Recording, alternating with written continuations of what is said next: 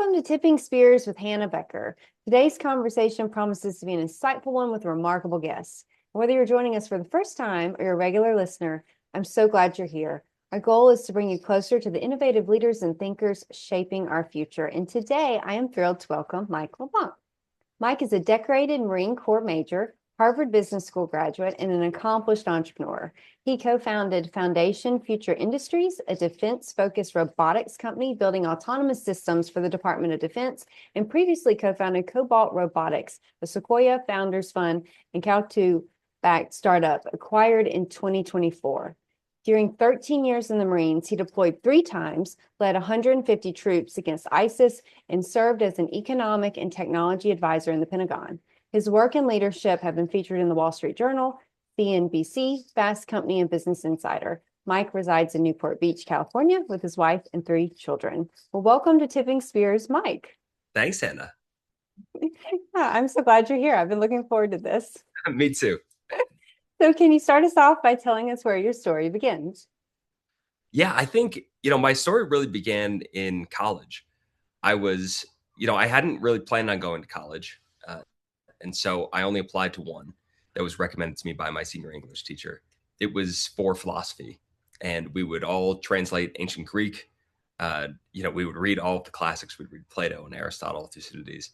And it was there that I got really immersed in all of the war texts and started coming up with what seemed like a crazy idea of joining the Marine Corps.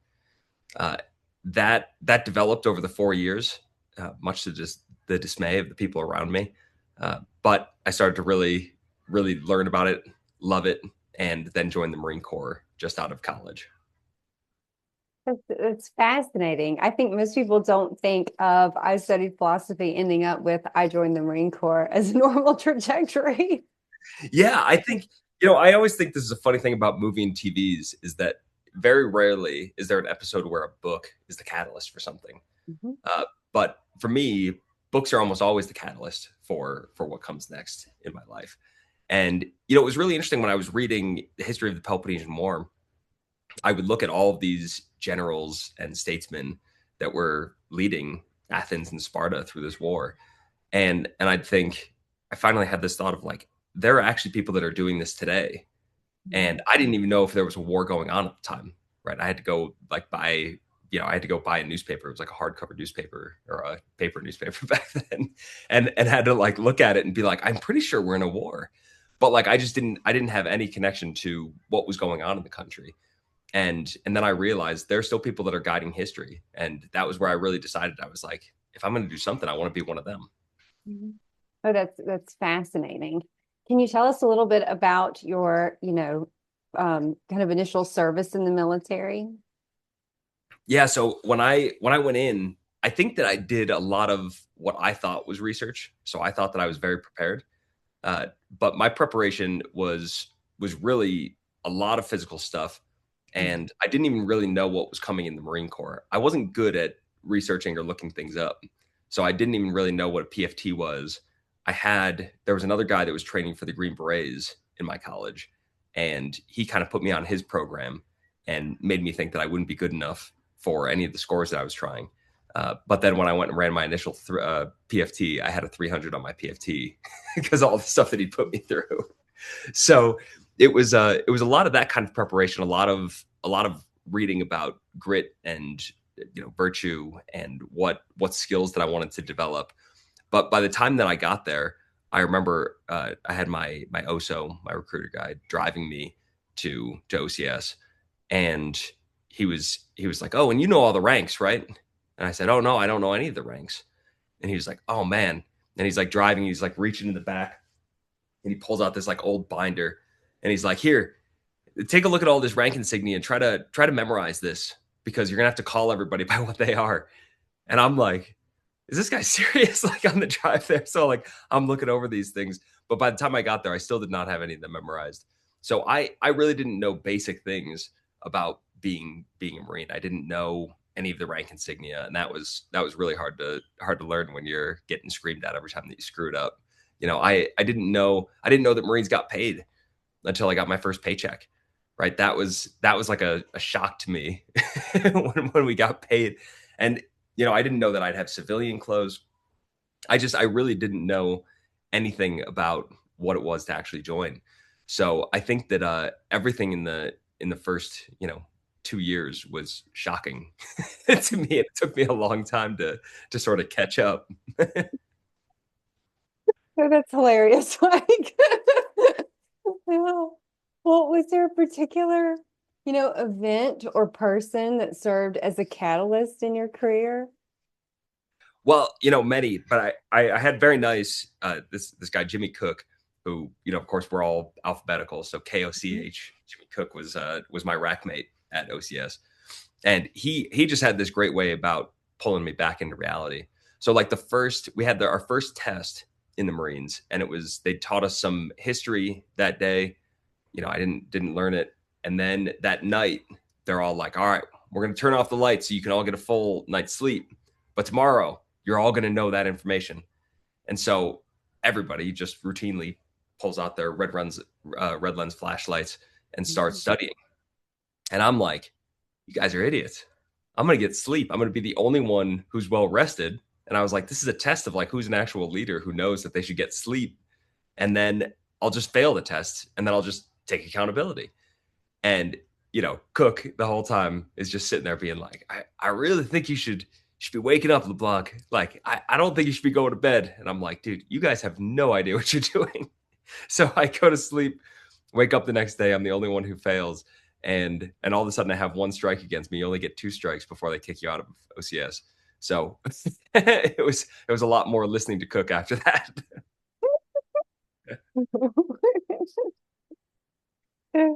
I know, every journey has its hurdles. Can you tell us some of the biggest obstacles you faced in your career, whether that's in uniform or out of uniform, and kind of how you overcame them? Yeah, well, I think there was such a huge knowledge gap for me going into the Marine Corps that overcoming that, it was funny because going in, I thought, oh, I'll be smart, I'll know what's going on. But there's so much particular knowledge to have that, it took me a very long time to learn all of those particulars. And I think that a lot of people, I see people facing that in their careers. I've hired hundreds of people now for my companies. And so I've watched a lot of people develop in their careers, a lot of Marines that are getting out develop in their Mhm. careers. And I think that a lot of people share this mistake that I made, which is undervaluing the particular information, the specifics. So everybody kind of goes, "Oh, I'll get to knowing that acronym," or "Yeah, the max effective range of that gun. Like I'll learn that. Of course, I'll learn that someday." Just the kind of basic flashcard stuff. Uh, whereas that stuff really has a way of setting you out as competent very early on. And so I think for too long, I was really hoping that just natural talent or something would carry me through, and that really doesn't do a lot for you. I remember when I was in Afghanistan, there was a time I was in charge of setting up the defense. So we lived with the Afghans on my first tour, and I was an advisor to the Afghans. We had a little corner carved out called Camp Alamo, for our chances in case they ever overran us. And I was put in charge of the defense, and I had this loudmouth staff sergeant who would kill me if I say his name on here, but who was always, he would just run all the lieutenants through it and just couldn't stand any of us, and would make us pay for not knowing anything. And so when I was put in charge of this defense, he was going to be my deputy on it, and I walked in there knowing that I was going to get abused, and so I went to this Captain Lee Shin was great leader and mentor of mine, and I asked him, "What should I do?" And he said, "Learn every particular thing you can about our base, our weapons, like everything that we have, because the staff sergeant is going to know more than you do about how to employ defense. He's going to know more about how to set it up. He's going to know, he'll have all the principles better. But if you're the person there that knows how much ammunition we actually have, if you know all the logistical constraints of these things, you can actually beat him with confidence." And so I studied that stuff really thoroughly, and ended up having this kind of great display in there. where all of a sudden I was useful for something because I did know everything that we had on hand. I knew which guns actually worked, which ones were down, which ones, needed to be fixed, how long it would take for them to be fixed, and all of those kind of particulars. That really started to give me, I think, my first authority as a leader, where I started thinking, okay, this is what it should look like. This is what a good lieutenant looks like. And from there on out, really dedicated myself to learning all those things.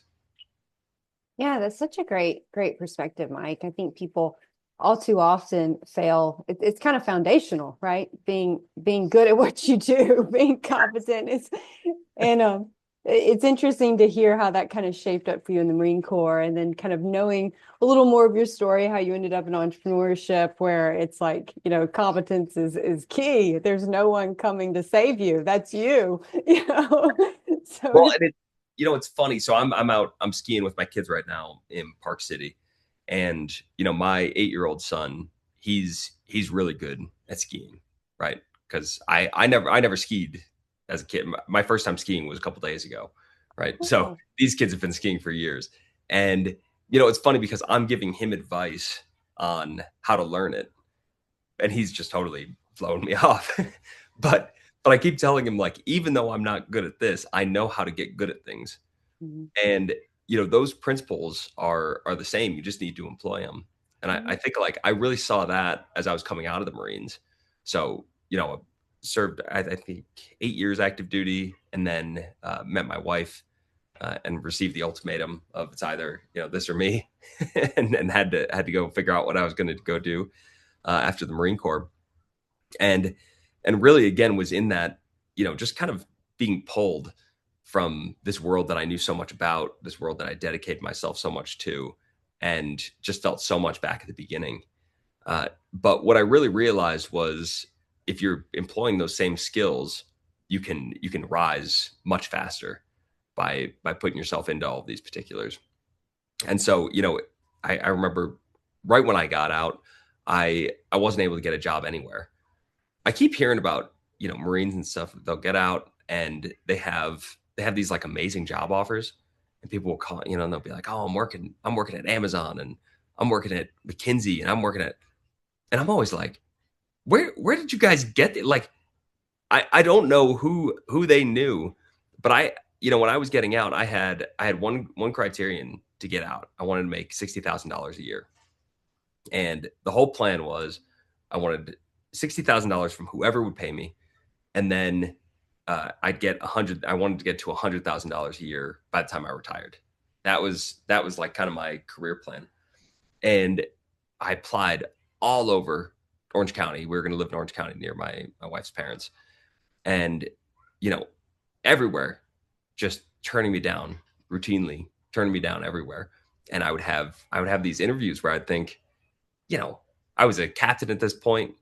I was like, I was the first recon guy. I was like, I think I did some pretty good stuff.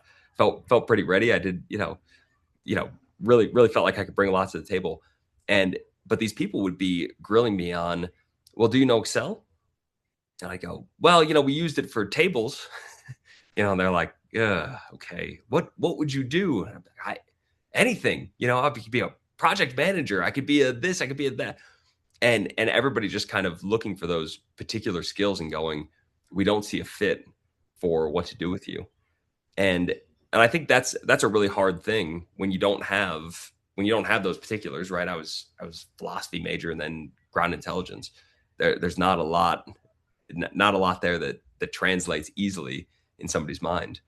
And I don't know, I kind of knew it, later. I remember I was hiring at my first company, and I had this Olympic rower come in, and I really loved this guy. He was a great guy. But I was kind of on the other side of the table there going, well, what would you do? I know that you have something because you were an Olympic rower. You've obviously pushed yourself. You've had to develop all these skills, but, like, what do you want to do? And he was like, I don't know. And I was like, it's kind of too hard for me to figure out. I'm like, do you Mhm. want marketing? Do you want a sales job? Do you want this job? And couldn't really figure out what to do with the guy. And I think that's what happened to me. And I think that happens to a lot of veterans getting out. It's just nobody really knows what box to put you in. They know that you have these great qualities, but they don't know what to do. And so it's kind of knowledge ends up making the difference on what people will know to do with you. As soon as you just know about something, they kind of know which box to put you in. Yeah. Yeah, I think your experience will be very encouraging to others. It's a theme that I've heard. So I appreciate you sharing that. Yeah. Well, I think it's a really tough one. And I talked to, I've now at my first company, I think I had 80 veterans, mostly Marines, when we had it must have been when we had about 250 people. So I had a big portion of the company were veterans, and that was because by that point I knew what they could do, and Yeah. I knew that they would be valuable to me day one. But I think they were kind of undervalued by the market because other people didn't know how to employ them, and so. But I know from having a lot of people come through, that is the challenge. Is just them getting that first traction. Once they get in there, these people were huge performers and would do amazing stuff, and a lot of them got big job offers on the way out. They'd get scooped up by other companies, and we were always happy to send them off to wherever they would go.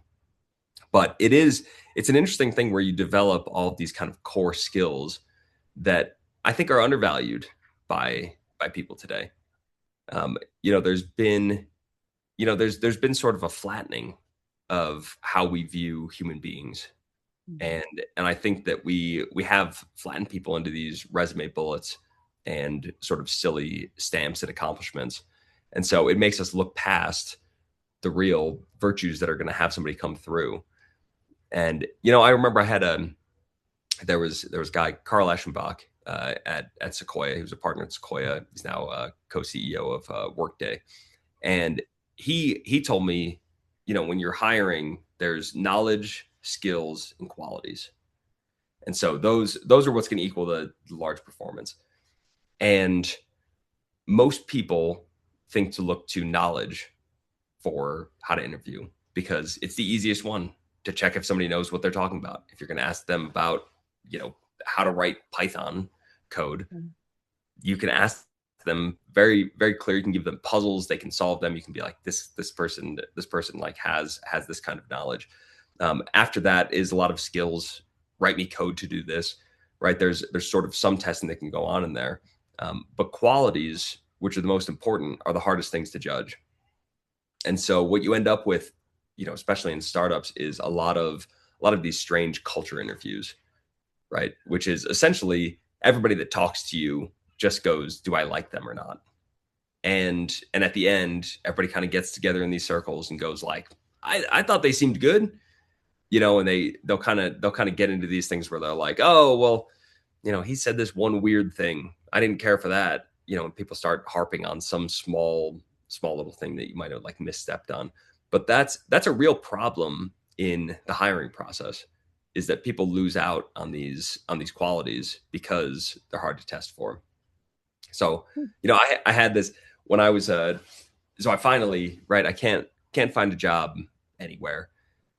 Finally realized I've got to go back to school if I want to get the kind of job that I'm looking for. And really just, I was willing to take, McDonald's supervisor position, anything that I could for $60,000, anything. Uh, so I went back to school. That was a whole nother hard thing, but finally got into Harvard Business School and moved to Boston to get my MBA. And when I was there, I decided I wanted to go into investment banking. And there I liked investment banking because I thought this is going to give me like a moat of specific information that I'm going to have that people are going to go, okay, this is what this guy brings to the table. I was terrified of becoming like a marketing person and putting three months into a campaign and having somebody else go like, I don't like that idea, I think this, and I'd be like, what the heck? So I love this idea of like a moat of knowledge. People would be like, he's like a finance guy. And so they had this great thing. They had these 400 investment banking questions that everybody had to study and that they could quiz you on for these interviews. And so I just studied the hell out of these 400 questions. And they'd be, if I give you revenue, walk me through how revenue turns into EBITDA, right? Weird financial things that you have to know. Okay, well then you have to take out, taxes, and you have to do this and that. And And so I learned all 400 of these questions, had them all down pat. They were all the same for all the banks, but I would stay up late. I'd study these things over and over again. And so I had all these 400 questions. I finally go into my interview with Morgan Stanley. I only interviewed with one bank because all of my friends had come from Morgan Stanley and they all seemed to like it. So I thought, all right, this seems like the place to go. So I only go for one bank. I walk in there, I got my suit on. It's in like a hotel room, and they start asking me a couple questions. I get the first, two or three right, and the guy who's a first year associate has just come out of Harvard Business School, right? And they come back and interview again, and he just goes, "Okay, so you know the 400 banking questions?" And I was like, "Yeah, I do. I know all of them." And he's like, "Any of them that you're having a hard time with?" And I was like, "Nope, you can quiz me on any of them. Like, I know them." And he's like, "Well, I'm not going to sit here and ask you a bunch of questions that you know the answers to." And he's like, what about an LBO? Do you know LBOs?" And I said, "Oh, I've never heard of that." And he said, "Okay, so do an LBO with the numbers that I just gave you." And I say, I literally, I don't even know what that stands for. I don't know what that, and he goes, "Oh, it's leverage buyout." And I go, "Oh, well, that doesn't do much for me. I don't know what that is." And he's like, "Well, intuit it. Use your intuition to guide, just do an LBO." And I, of course, I have no clue how to do any of that. So I'm just sitting there like trying to go. And then and I keep going like, again, like if you let me study this, I bet I could come back and I would know how to do it. And he's like, "No, I think we can end here. You're not what we're looking for." And, so I'm like 20 minutes into the interview and get sent out. And, that was one of those cases. I'd learned everything about all this specific knowledge that I could, and I got shot down. So I go back home, I go to my wife, and I'm like, "Babe, like I screwed up. I only applied to one investment bank and they just turned me down. So like I just did all this work and all the interviews go on at the same time. So I'm like, oh man, like I don't know what I'm gonna get. Like, I'm pretty messed up." So my wife is very fiery and assertive, and she's pissed, right? So she's like, but she's not pissed at me. She's like, "What are you doing? Some first year associate is going to turn you down?" I was a little older going to HBS, so I think I was like 32 at the time, and this kid was probably like 26 or something, and she's just like, "You've got this young guy. He doesn't know anything about anything, and this guy's going to tell you he's going to turn you down in there, even though you do all this." And she's like, "This is bullshit. We're not doing any of this." So she's like, "Here's what you're going to do. Go meet all of his bosses. You need to meet the top guys at Morgan Stanley." And she's like, "They're going to understand what you are and they're going to want to bring you in." And I'm like, "Babe, nobody does that." But she's like, "Go to all your friends," since I had these friends that all went to Morgan Stanley. And she says, "Go to them and get them to introduce you to whoever their bosses were." And so that's what I do. I call up all my friends and I say, "Will you introduce me to whoever your managing director was or your executive director?" And they set me up this whole day. So I have kind of like this whole day of interviews in New York. I drive from Boston to New York, and I just have interview after interview with all the decision makers of all these different groups. And I go in there. I've got a warm introduction at that point that I'll be like, "Oh, Spencer, Shreya, or whoever my friends were." And they would just, I'd tell them the story about how I got turned down. I told them Morgan Stanley is the only one that I applied to because I heard all these great stories from my friends. And right there, during that day, they ended up saying, "All right, you said these 400 questions." They were like, "Are you serious about that?" I was like, "Yeah." And they said, "So if I send somebody in here right now to take you through some of those questions, you'll be able to answer them." And I said, "Yes, I will." They sent somebody in.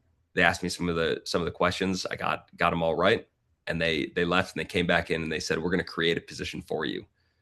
So instead of having me go for one of the internship slots, they created an internship slot for me.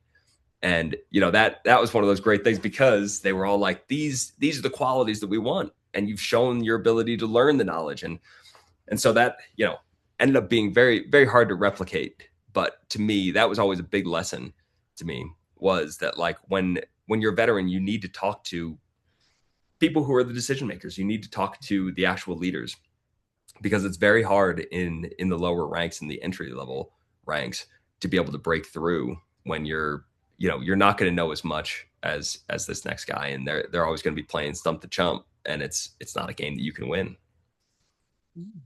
It's such an enlightening story, Mike. I think lots of people can relate to that, and it's so interesting to hear how just had so much chutzpah and just kept at it, took it to them.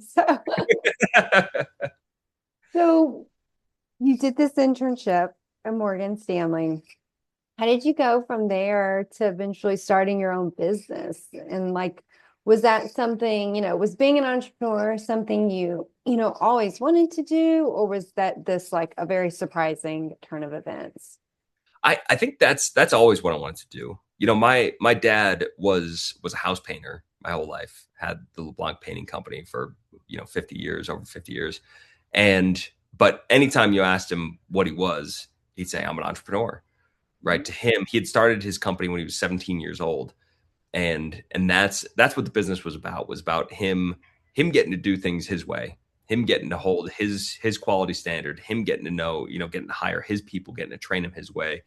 And he really had, me and my brother in the business very deeply from an early age.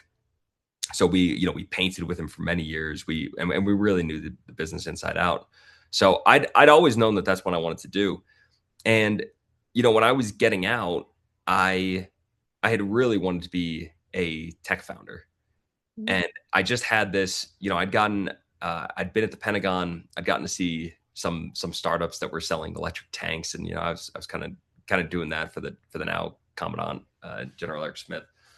But, and I would brief him on all of these startups. And I always thought, this looks so cool. This is what I want to be as a tech founder.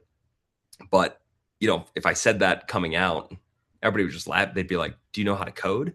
Do you know how to do anything? Do you know anything about computers? And I'd go, no, I know to restart it if it's giving me trouble. I didn't know anything.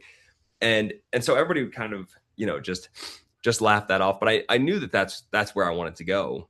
I just didn't know how to get there to really be a tech founder. And so once I had Morgan Stanley, I kind of learned this new strategy once I was at Harvard. And, before then, like I said, I was like trying to find a job anywhere.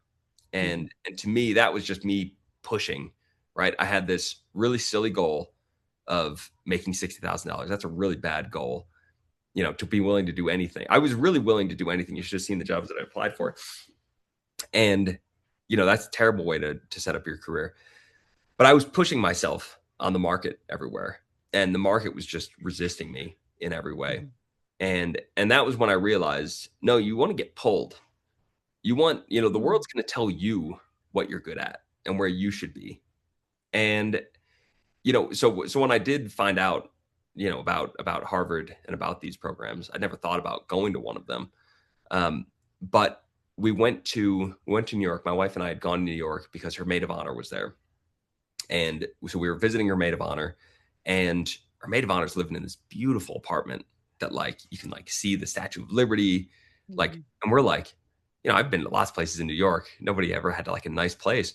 And her friend was, none of us are from money whatsoever. And, her friend had come from Kosovo, true war-torn Kosovo. She used to take 3 buses to get to this internship where she and my wife met. She had no money, and now she's living in this beautiful apartment. So we're going to her how did you get this? Right? How do you go from having nothing to having this? And she said, oh, well, I went to Columbia, SIPA, the School of International and Public Affairs. And she was like, now I'm an investment banker. And that was the original thing where she said, she was like, you should go to Columbia. During that trip, she was like, we told her how hard it was. I was like, I'm applying anywhere to get any job. And she was like, you need to go back to school, go to Columbia, go to SIPA. And, and she started pushing me into that. We met a lot of her friends during that trip, and they were all telling me how to study. They were like, you need to take the GMAT. That's the test you need to get into it. She they were all like, here's how you study for the GMAT, here's how you do this, here's how you do that. And so all of a sudden, instead of me pushing myself and going, this is what I want, here's my plan of I want to make $60,000 and I want to be in Orange County. I ended up getting pulled instead toward going, okay, I'm going to go back to school. And as I got good at the GMAT, started to realize, oh, this is for business schools. And I learned, you learn all of these different things. And then here I am, admitted to all of these top schools that I apply to because of how I learned to do all this stuff. And so that became the big lesson for me was you need to get pulled instead of pushing yourself onto things. And so, even though I had kind of that true north of wanting to be a tech founder, I was getting pulled. I was like, all right, now I'm at Morgan Stanley. Then from Morgan Stanley, I ended up getting offers in private equity. So I had offers at these big places, TPG, Blackstone, and Cerberus, and I got those all through a mentor. One of my mentors, his old students, had got me all of these interviews again with top people, and so you kind of break into these cool things. And so I was going to go into private equity. I was going to go sign my offer letter a week from it was Monday. I was going to sign the next Monday, and I got a phone call from somebody at Morgan Stanley who I'd worked with very closely, and he had now moved to a hedge fund. And now this is just one of those things. It's one of those instances of getting pulled. I'm trying to build this finance career, and I'm pushing myself again to be like, I'm going to do finance. And everybody the whole time is telling me don't do finance. So even in the private equity interviews, right? They offer me these positions, and the guys are literally telling me, you shouldn't do this. You should be an operator in a company. Like, you should go lead a company. And they're like, you shouldn't be doing this. And I'm like, no, this is what I want to do. And they're like, all right. Like, we'll do it for you. But, so this guy calls me and he's like, hey, you know how you shouldn't be in finance? He's like, I've got these two roboticists. And he's like, these guys are brilliant. They're from Harvard. They're from MIT. They're really, really smart, but they need a leader. And they're selling into security. They need somebody that understands security, guys. They need somebody that can like really come and turn this into a business. And he's like, they'd be the perfect match for you. And so, I took the call, met those guys, and flew out there the next night because I was like on a week, I was like going to accept my offer that next Monday. So I was like, we got to do this fast. Flew out to California, met the guys, saw the opportunity. And that's where I saw, okay, this could really be something special. And called my wife and I was like, what do you think about moving to California instead? Right. And we changed it all up right there on the spot. But that's again, just kind of putting, I always tell my kids, it's like, you got like you're balancing, right? You're always trying to balance different options. And I'm like, just put one extra bean in whichever one is pulling you, so you don't do everything that the world is coming and asking you for, but just give it an extra bean. That one deserves a little extra look. And that's how my wife and I try to do all of this now is really whenever something's pulling on us and whenever we're trying to push something and it's not really coming together, we give up that pushing fight pretty easily. We're quitters in this family. We quit a lot because it goes, the world's not looking for that. It really needs to be, something that the world wants. Oh, that's such a great perspective, Mike. I love kind of the emphasis on being responsive. I think, especially in that kind of the entrepreneurial community, that's something that's hard for a lot of us. For myself, I graduated in the middle of the Great Recession. So there's like no jobs. So I'm waiting tables, I'm tending bar, I'm cycling a pedicab full of drunk frat boys. Like, I'm doing all the things while I'm trying to like stand up a company and finish grad school. And it's all that pushing that you're talking about. And it's hard because it's like, there's only so much you can do. And then to your point, the world is giving you some information here on, that company may not be where, the bean needs to be applied. Like, there's this other stuff. And I love your emphasis on being responsive to it and looking for those opportunities that you're being pulled towards, because I think culturally, that's just not something that's really illuminated as much as it should be, because it's all hustle, hustle, hustle. And I'm sure, preaching to the choir here, this as well, but like you can push yourself right into the grave and have nothing Yeah. to show for it. So, Yeah. And I think that's really killer, especially for people coming from the military, where we're very good at getting a specific mission and being able to build out these great plans and these great contingency plans that'll go to it. When we would do sniper operations, put a sniper team in, those would be 100+ slides in a deck, because you're giving every phase of the operation and every contingency if it breaks up at any point. I mean, you are planning this so much that I think that that's how a lot of people go about their careers, is thinking that's what I'm going to do too. I'm going to give myself the mission, and then I'm going to break it down into all of these steps, and I'm going to manage all the contingencies and all of these things. But really, that's what'll end up blinding you to real opportunities that come your way. And I think I see that all the time in people that get offers for things. People get cool offers in their lives all the time, but they just don't take them because they don't see the opportunity. And they'll go, I was turning down all kinds of stuff. God knows what I turned down. But while I was going, oh no, I'm going for investment banking. mhm. Other people would come and offer me stuff or talk to me about stuff, and like, oh, thank you. No, I'm looking at investment banking. And I just turn off to the opportunity. That's a way of being blind toward it.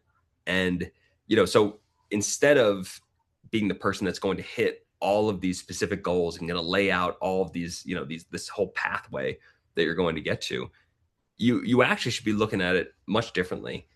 And I always look at options trading. So like in stocks, what options trading is, and you don't need to know a lot to understand these big key things.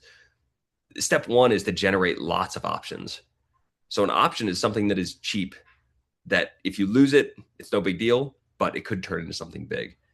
And we've got options in our lives all the time. We've got, you can go to a party.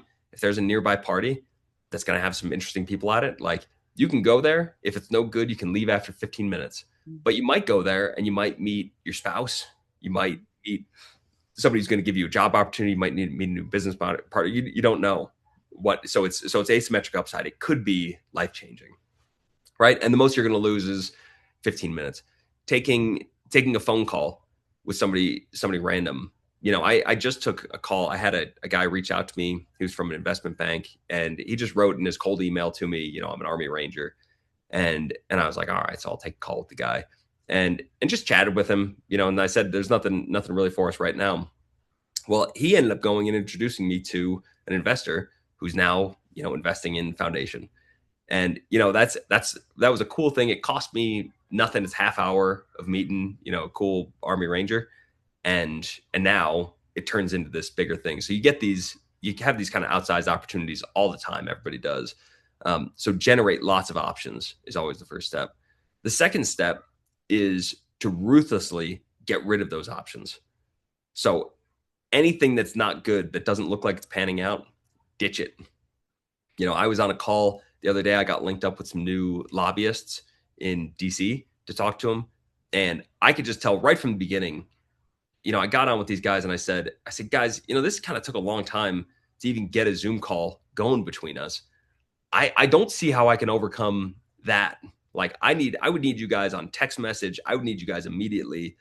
This whole dance, like I can't be a part of that. And, one of the guys responds to that by going, well, we can certainly text, but if you are trying to discuss with some of these people in DC, they will need to set up Zoom meetings. And so you may have to do some of that schedule. And I'm like, thank you, because I'm new here. Right. So, but instead of spending this entire half hour with them, I said, thank you so much. I don't think this is going to be a fit for me, and got off and probably burned a bit of a bridge. But I'm like, but I didn't spend more than 10 minutes on that. Right. And that to me is, you've got to ruthlessly cut these things. People stick with losers all the time. People date people they know they're not going to marry for years.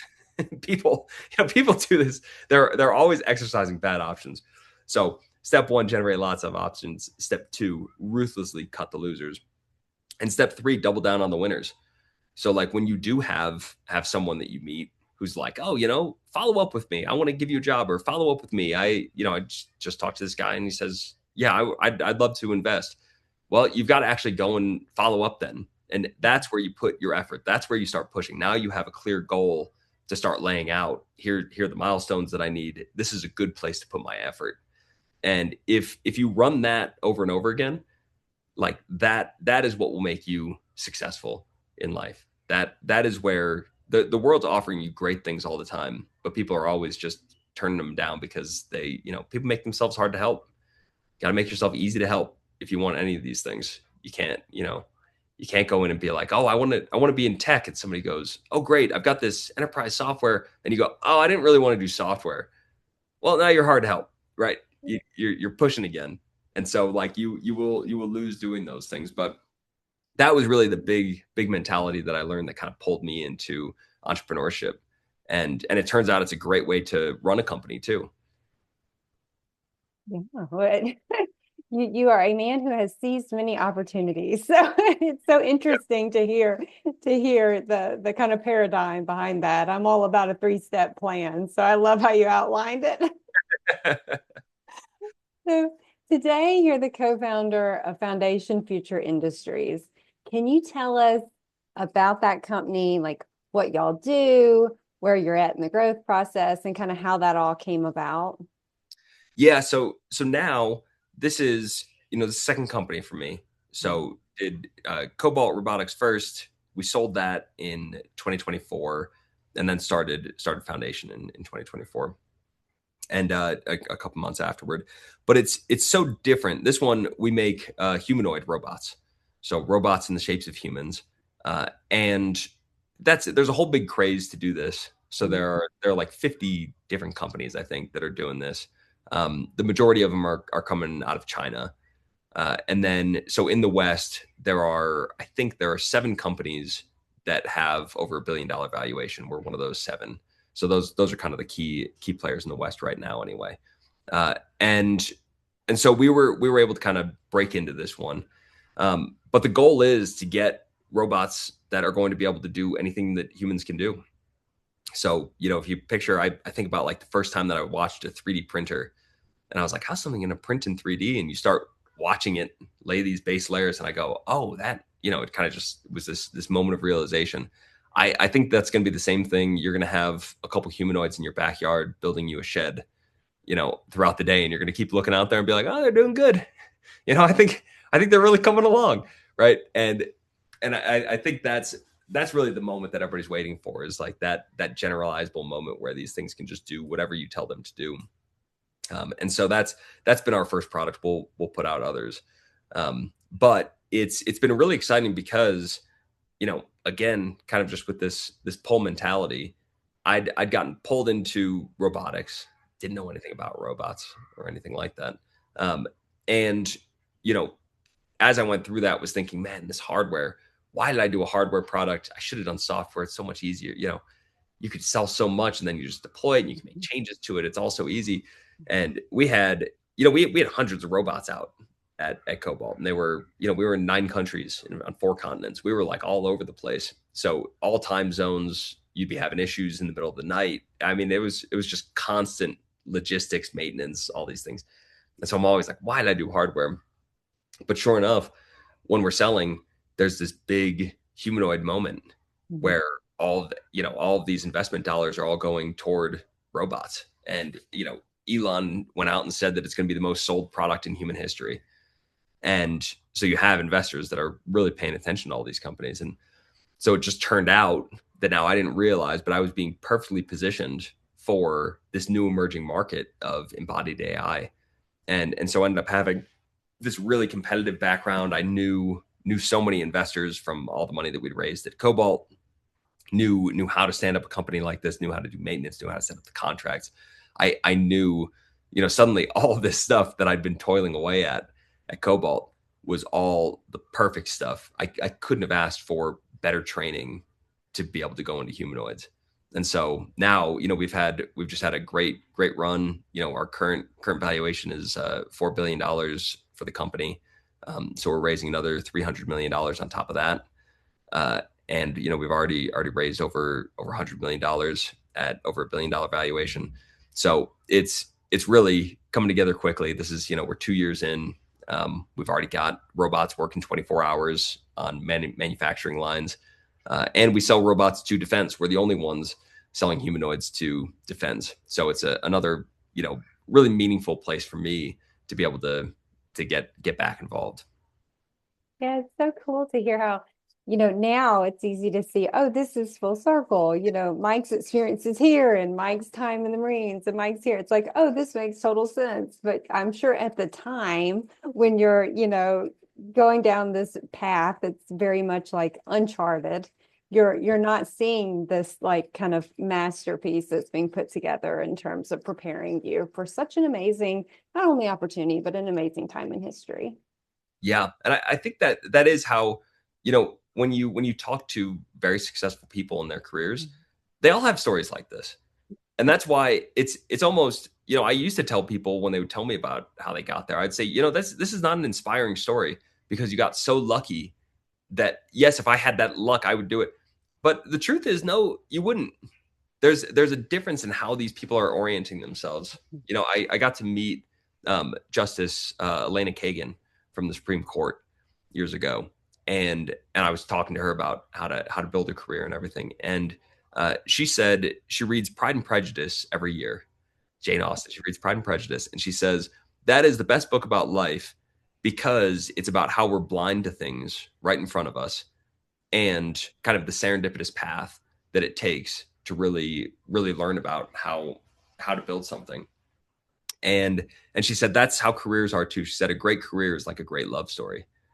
And that, I'd never thought of that, but I was doing the same thing that, everybody knows that like friend in your early 20s that's like, I'm gonna marry, I'm gonna marry a guy with brown hair.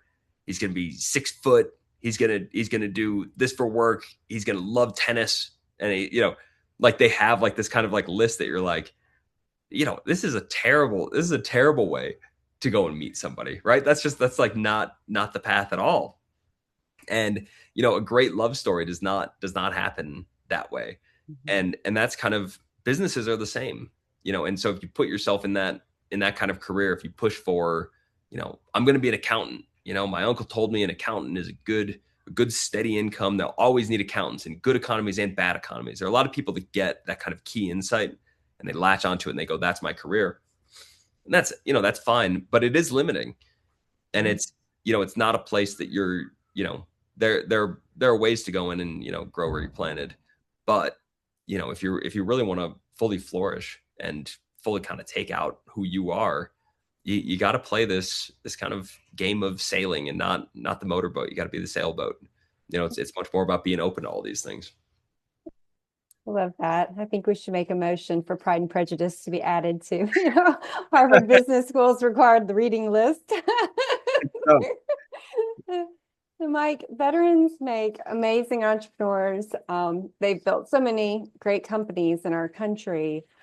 What leadership lessons from your time in the Marines have you seen really play into, your role now, as a founder? Kind of where's the overlap there, or how do you see those things being, kind of connected and part of that preparation? yeah, I think those are so critical. I have a book coming out in June called "What If Anger Is the Answer," that is very much about what I think that these skills are. Because as I was coming out of the Marines, I don't think that I was some spectacular Marine. I was decent enough to get by and not not get kicked out throughout. But I had a couple fit reps where I'd be number one. I'm mostly just hanging out in the middle of the Christmas tree somewhere. I was not some water walker by any means. But as I got out and I just took the basic things that I learned in the Marine Corps and the basic development the Marine Corps gave me, I found I'm really running circles around people in the civilian world in a lot of aspects. And and that's really what I put in this book. And the the key idea that I think is really missing is that in the Marine Corps, we're taking this edge, this grit, I say an anger. I think Marines join with a chip on their shoulder. They're all wanting to prove I'm the best. I can be number one. I can be anything. And I think my civilian peers have that kind of washed out. And Mhm. as they go in, that's all of a sudden ambitions kind of looked at as an evil thing.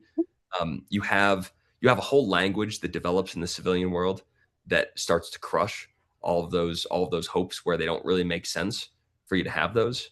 You're looking much more for consensus. You're looking, to build kind of teams and community, and it's these different things than in the Marine Corps where we talk about leadership and initiative and judgment and individual skills, leadership skills, team skills. We have a much more developed language to be able to talk about these things. And so my book is really trying to chart out just what the Marine Corps says about all of those things, which happen to be very much in line with what the ancient Greeks taught and thought was very important in this. But I think that it's something that we've lost in America. It's something that's really over the past 20 years has just not been in the forefront of people's minds. And so that's my book is trying to carry how you take that raw edge and turn that into some kind of assertive control, how you turn that into competence, how you turn that into something that's useful for the world instead of just, pent up rage.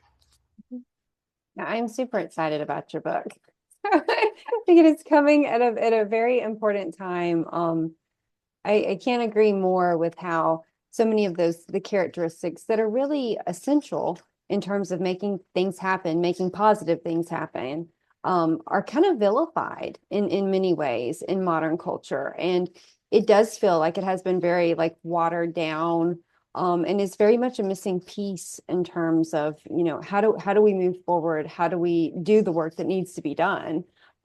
Which I think is a responsibility of our society that, much of Western culture doesn't even acknowledge that we have that responsibility as humans. Not, one person, but like all of us kind of pulling our weight and applying it to something positive and kind of repairing our little part of the world.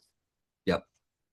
Well, and that's like the tough thing is you start to realize this, attention is such powerful force. Mhm. So if you're actually putting your attention into something, it's amazing how much you can do. And again, if you're focused on those particulars around you and not just being like, oh, I'm worried about the election or whatever's out of your control. If you're really working in that sphere of influence, it's incredible. You don't need to be this super talented, super smart person to be able to, make huge change in all of those things. But that's me, like the veteran community is very good at disagreeing, and disagreeing is a really important skill that, I think about the Emperor's New Clothes all the time, because you see that in companies over and over again, that everybody's working toward a plan that makes no sense, and nobody's willing to say it, and they're like, that's not my lane, stay in your lane. They have all these things where it's like, don't speak up. And I think that was a lot of what people recognized in me coming out of the Marine Corps. Here I am going and having all these conversations and interviews. I'm all comfortable, but I've got it written all over me that I'm willing to disagree with something that doesn't Yeah. make sense. And it's not that I'm right every time, but I'm going to say that doesn't make sense to me, and we'll have to go through it. And that's not a great fit for today's corporate teams. Mhm. Right. It's exactly what they need in terms of leadership, but nobody wants the person that's coming in and saying the emperor is wearing no clothes. They don't want to have to deal with that and have to think, oh, you're right. And here we've all been doing this all. They just want someone who's like, look, the clothes are great. I love them. I want to wear clothes like it. Let's move on. And that's the big thing that you're trying to develop into something, not just being a loudmouth who disagrees with Mhm. things, but being able to control that in a way that you can put a stop to these big strategic errors that are going on in companies. And I mean, you can make, yeah, like say huge changes across an organization that way. Yeah. I'm so glad you took the time to put pen to paper with the book. I know it's coming out this summer, right? Yeah, June Okay. 16th. 16th. June 16th. Yeah, what if anger is the answer? Yeah, that's super exciting. So what do you think? I know you kind of mentioned a few, but what do you think are the most, I guess, like limiting misconceptions, about entrepreneurship? out there today? And I know your book kind of addresses a lot of like the foundational kind of gaps in terms of how we're approaching things. But can you tell us a little bit more about kind of where people are getting it wrong, I guess, on entrepreneurship? I think the key mistake in entrepreneurs is I don't have a good idea. Mhm. And to me, I go, that's good. You shouldn't have a good idea when you're starting a company. Like that, if you're starting with a good idea, you're already at a disadvantage because people hope to come into this and go, I have this perfect idea for a product that doesn't exist. And I think that it should be everywhere. And we're going to create it. It's going to be like this, and that. And these are the features and these are the this. Um, again, to the responsive point, you want you want to develop it based on a need that people have. So at our first company, Cobalt, we'd already built this robot that had 60 sensors on it, right? It could detect carbon monoxide, carbon dioxide. Why does anybody need to know what the carbon dioxide levels are? I don't know. I still don't. But everything, you come up with all of these ideas that you're pushing onto the world, and nobody wants to buy it at all. Mhm. And you're sitting there going, what? Why? Oh, it's because everybody's too stupid. Mhm. And you go, well, I don't think that's really the way. If you're starting a kids candy company and the kids don't like the taste, it's not because the kids are stupid, right? Like you started the candy company, you wanted them to buy it, make something that people want. And so I think the more dedicated you are to an idea, the more you're going to be handcuffed, and the harder it is for you to hear that feedback from customers where they just go, this isn't something that I would use. That's not useful to me. Like you're looking for something that's useful and obviously useful to them. And so, to me, the way to start a company is with discovery. It's with having conversations with people about specific work that they're doing. There's a great book called The Mom Test that's all about how to ask good questions on this. People always go around, asking questions that are kind of like, come up with my company idea for me. They'll Mhm. go and they'll ask a security manager, is there something big that's missing in your industry that you wish you had? Not a great question because it's just asking that person, like, have you had a good idea for a startup that I could do? Right. And they're going to say something like, yeah, you just get robots. Robot could do what these people do.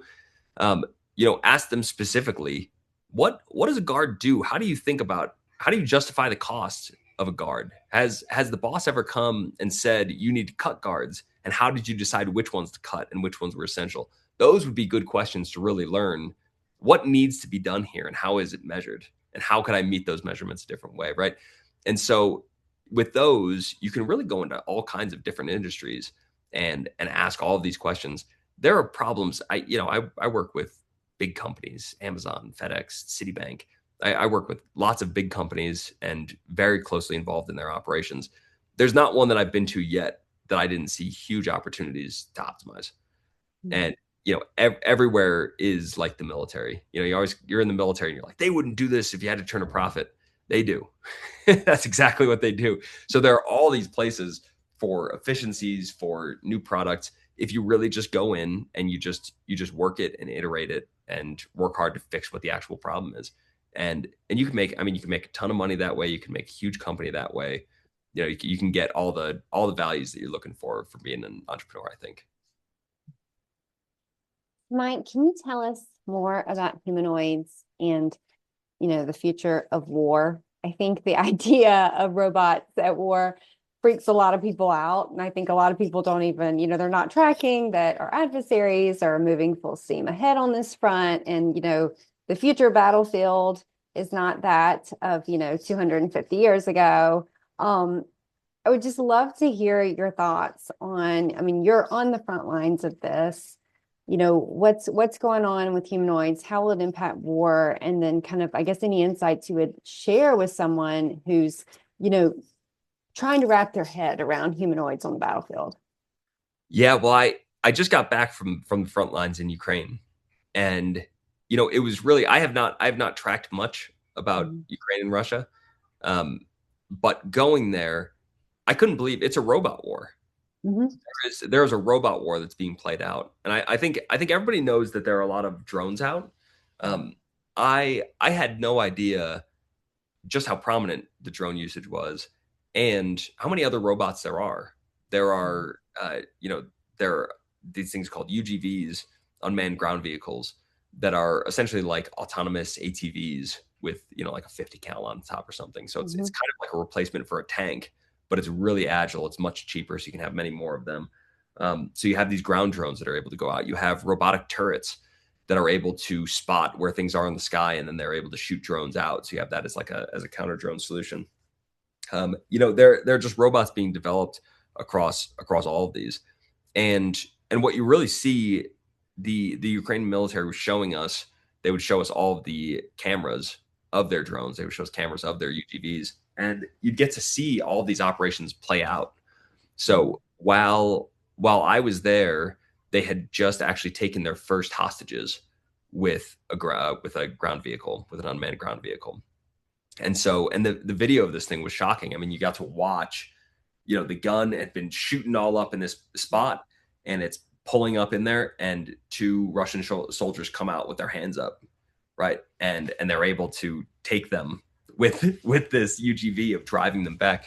I mean, that was the first. They all said that was the first thing. It was a whole big thing that was going on while I was there.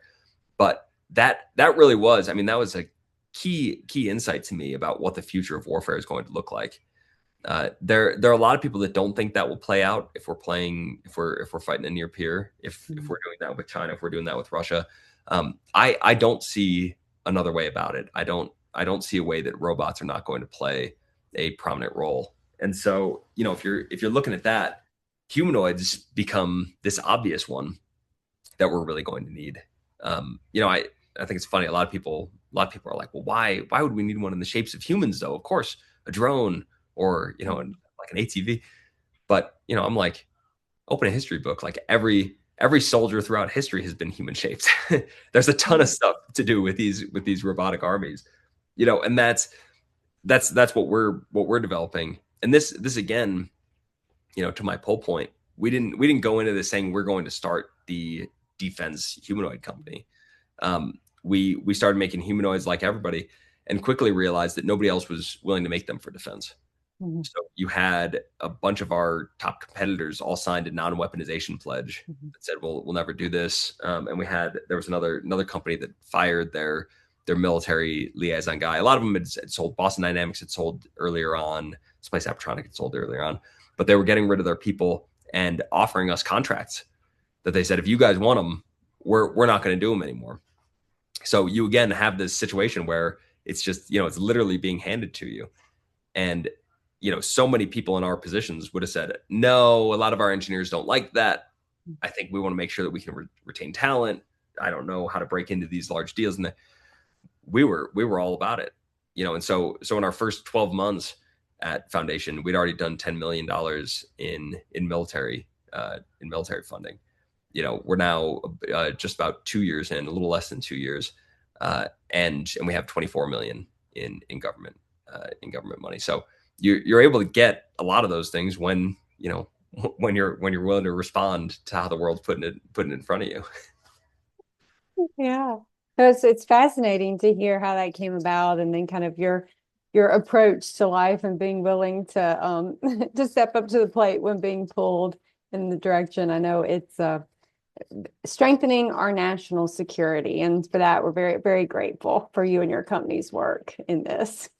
Well, and it's fun as a veteran too, because I remember I had a buddy of mine was getting out of the Marines while I was a lifer, and I was going to stay in it forever. And he got a job at Google. Again, I don't know where he'd gone to like Columbia undergrad or something, but I'm always like, where did these guys get these jobs? But he was going to Google, and he was like moving to Australia to work for Google in some really cool job. And but to me at the time, I thought it sounded so stupid that he would leave the Marine Corps, where we were doing something that mattered, to go to Google and a search engine. So I even pulled him aside to like have a talk with him and be like, dude, like you're gonna take all your skills, and instead of like shaping history, you're gonna be figuring out like faster ways to sell people toilet paper. Like that's what you want to do with your life. And it all seemed just very meaningless to me. And I think that's why it was a cynical approach that I was taking of, give me 60 grand for any of these jobs, because I was like, there's nothing worth doing in the civilian world. So just give me my money and I'm going to have my family, and my family's going to be what I care about. And, now, especially as this comes into defense, I love that in this position, I get to be looking at the future. I get to be playing a key role in bringing robots into what I think are going to be a key strategic move on the battlefield, and to have the kind of war chest to actually be able to pull it off, to have the know-how and the relationships to actually be able to get these out there and doing things and testing them and figuring out what they should be doing. And I mean, that's a really cool thing. And I think now, as a founder, all my buddies are still, battalion commanders at this point. So I would have been a lieutenant colonel right now, and they're in the battalion command. That was, to me, I always looked up to battalion commanders. I always thought that's what I want to be. I have at least as exciting as a position now, running my company, that I would running a battalion. And so I think there are just those really cool opportunities in the civilian world if you can make them, if you can find them, if you can make them work. Or create them like you did. Yeah. When I first found out about your company, Mike, it was so reassuring to me that, it was led by a veteran. It was led by someone who understands the realities of war. And, it's not just a bunch of tech geeks who decided to arm some robots. Like, it's like, oh, okay. And it's Yep. so interesting to hear your career journey, and just, I know so much of it may have not seemed super linear, like, you're taking a step, not knowing what steps 2, 3, 4 are going to be. But it's so fascinating to hear how you really, just stepped up to the challenge, and, developed yourself into the person that we needed for those positions. And it's really fascinating to hear how all that came about. Well, it's funny. I think the world offers you coherence, but to me, I never know. People will always ask me at the moment of transition, like, what's going on right now? What's the plan? And I always say, I don't know yet. Like when I got out of the military and I couldn't get a job, people would be like, well, what's your plan? What's going on right now? Mhm. And I'd go, I don't know yet. And they'd be like, what do you mean you don't know? And to me, it was because the story hadn't played out yet. So I didn't know the meaning of that time until years passed and I was able to look back at it. And now I think especially there's something that looks like, yeah, I was in the Marine Corps, went to Harvard Business School, then got involved in robotics, and now I'm in defense robotics. That all just leads. You're like, yeah, those all add up. That makes good sense. Mhm. But even leaving Cobalt, I started 12 different companies at that time, right? I'm somebody who takes my own advice, right? Generate lots of options.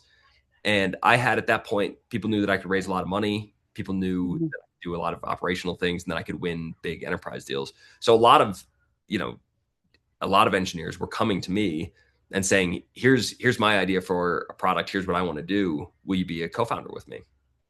And so, yeah, I said yes to 12 of those. I had 12 of them going, Mhm. and was just seeing who's going to take off out of those. What's the right moment for any of these? And that 12 quickly turned into 3. The 3 turned into 2. And then at Foundation, just so many things took off that it ended up being obvious. So it's really obvious that was the one to double down on. But that's, I think when you take that kind of strategy toward life, it will become coherent. It's just, you've got to be really comfortable with sounding really stupid to people when they're all coming and asking you, what are you going to do after graduation? What's your plan? What are you going to do with that? How's that going to turn into a job? You never sound good. I never sound good in what I'm going to do and what my plans are, because I'm always like, I don't know yet.